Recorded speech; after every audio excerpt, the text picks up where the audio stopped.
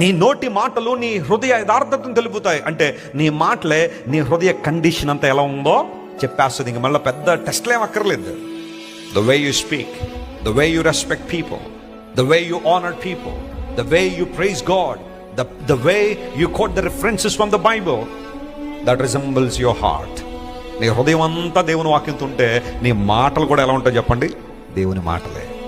నీ హృదయం అంతా ప్రార్థనాత్మతో ఉంటే నీ మాటలు కూడా ఎలా ఉంటాయి? ప్రార్థనాత్మతో నింపబడి ఉంటాయి. నీ హృదయం పరిశుద్ధంగా ఉంటే నీ మాటలు కూడా ఎలా ఉంటాయి? పరిశుద్ధంగా ఉంటాయి. అందును బట్టే క్రైస్తవ జీవితంలో చాలా ప్రాముఖ్యంగా ఎవరో ఓదరబోతులు ఏదో మాట్లాడారని చెప్పి మనం అలా మాట్లాడేవాళ్ళం కాదు. దేవుని ప్రజల మాటలు వారి కంట్రోల్లో ఉండాలి. అందును బట్టి బైబిల్ సెలవు ఇచ్చింది, దేవుడు మనకు శక్తియు, ప్రేమయు, ఇంద్రియ నిగ్రహం కలిగిన ఆత్మనిచ్చాడట. Praise the Lord. God has given the spirit of self control. ఏది మాట్లాడాలనుకునేది మాట్లాడే జీవితం క్రైస్తవ జీవితం కాదు. You must have some filters before you speak.